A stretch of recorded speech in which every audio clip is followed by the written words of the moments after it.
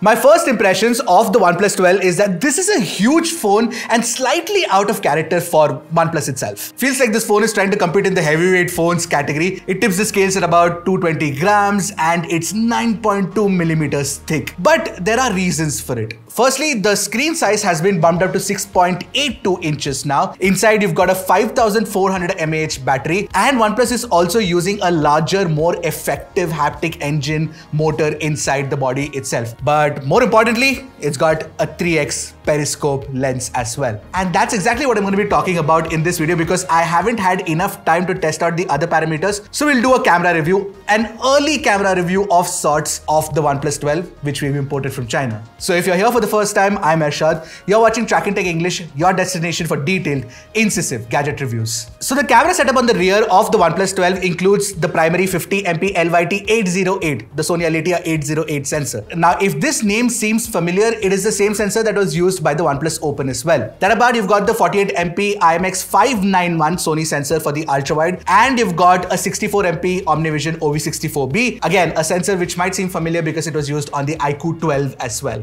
Now if you're wondering, Arshad, if you had the OnePlus 12, why didn't you do a comparison with the iQOO 12? That's because I'm waiting for the Indian unit and that will actually give us more accurate results, right? Anyway, moving back to the camera setup, or actually the front of the camera setup, you've got an upgraded 32 megapixel selfie camera as well right now. It's always been 16MP till now, 32MP on the OnePlus 12. Now with the specs out of the way, let's start off by analyzing the pictures, and let's start with the primary camera. Now when I saw the pictures that I got with the primary LYT-808 sensor, I realized that it's not a details monster like a 1-inch sensor. We'll have to wait for the LYT-900 sensor, which is going to be a 1-inch stacked sensor, which might be used for the first time on the Vivo X11 Pro Plus or even the Find X7 Pro Plus. Having said that, the primary camera takes enough details for you to be satisfied when you look at the picture at 100% crop, and if you're going to be posting it on social media, it's not going to be a huge issue anyway. But the best part is that there's no unnecessary over sharpening, which was generally a problem with previous OnePlus phones. Colors wise, you get the Hasselblad tuning, but the Hasselblad tuning doesn't work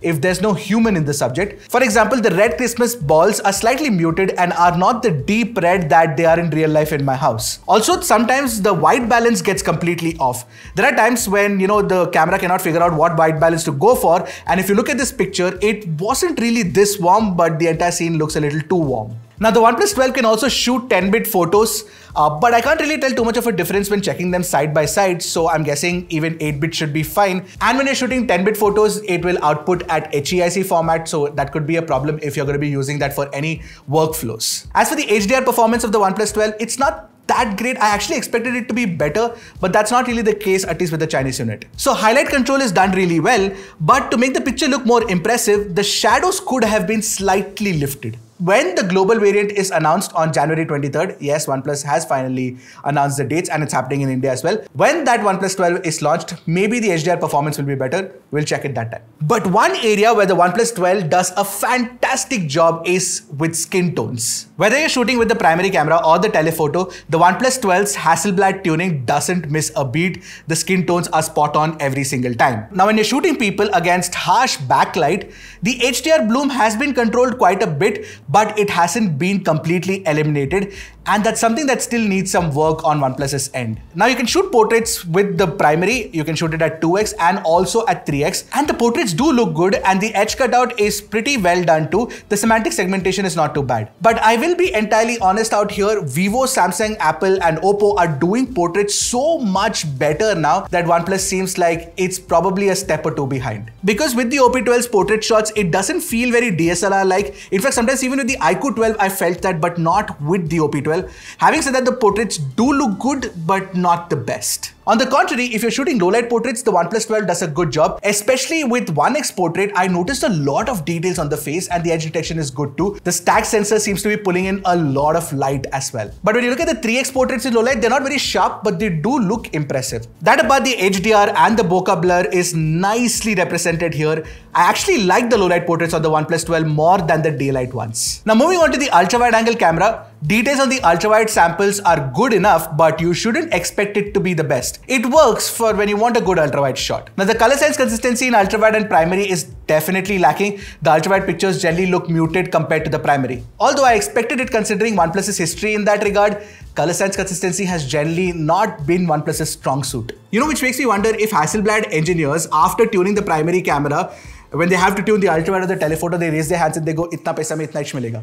Because obviously, man, I mean, it's not really matching. Now, low light ultrawide is okay. It's not too bad. The details are a little fuzzy and there's some bloom around certain sources of light, but they are serviceable enough. You can sometimes use it if you get a good shot. Now, the zoom range to which I feel OnePlus 12 photos work is still 6x. 2x, 3x and 6x photos look detailed. They look sharp. They definitely can be posted to social media without too much edits. Now, of course, at longer zoom ranges after 6x, you start losing some details, but until 6x, it's absolutely good. Also, the 3x periscope is very dependable. We got some really nice shots with it. You know, the OmniVision OV64B is a sleeper hit sensor and it makes a lot of sense for, you know, a periscope setup on a budget flagship phone like the OnePlus 12. In fact, even the low light performance of this 3x telephoto is actually trustworthy. You get detailed enough pictures and the HDR performance is good too. Selfies with the 32MP selfie camera are very wide, but they're not accurate with the skin tones unlike the primary camera skin tones. On the other hand, HDR selfies are immediately impressive because they control the highlights so well. Take a look at what the viewfinder showed me and what the final processed picture looked like. You can clearly tell the night and day difference out here. Low light selfies do come out slightly soft and look unimpressive to me. I wouldn't use them generally. Now you can also shoot macro photos with the OnePlus 12 and you can go really close to the subject because you've got the 3x option and you've got the 6x option as well.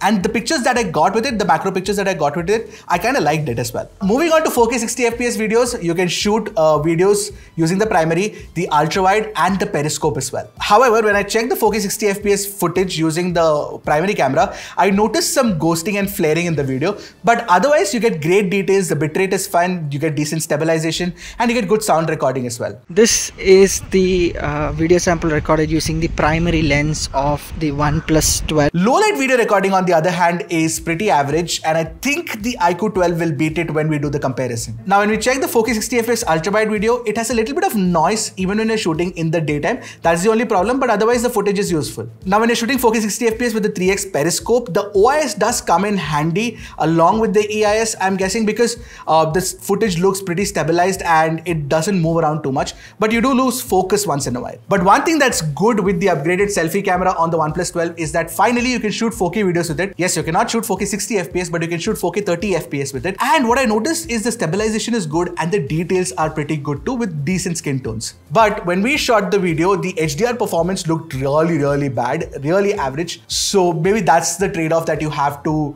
you know, live with when you're shooting 4K videos using the front camera on OnePlus phones in the future. Now with the OnePlus 12, again, the hardware to actually take consistently good looking pictures is all there. But the pictures and videos are pretty inconsistent in terms of what you can expect from it, especially in auto mode. Sometimes you'll get a fantastic picture, sometimes it'll disappoint you to no end, especially when it loses white balance or the soft focus or details are not there. It's still not a very fast shooter either. Unless you're an expert photographer who can actually use the pro mode and make use of the hardware, you might be slightly disappointed with the kind of pictures you get with it. So the OnePlus 12 is not your trusty run and gun shooter like an iPhone or Pixel, or even a versatile, consistent shooter like the Samsung. Heck, even the parent company Oppo seems to be doing a fantastic job with the camera setup. OnePlus still seems like it's at least one generation behind. However, take all of this information with a little bit of skepticism, primarily because the OnePlus 12's global variant could change things completely, and that does happen sometimes. So wait for that review as well. But we were really excited to test the phone out, and that's what we did. What do you guys think of the OnePlus 12 camera experience? Let me know in the comments below, and I'll see you guys in the next one. Until then, keep tracking and stay safe.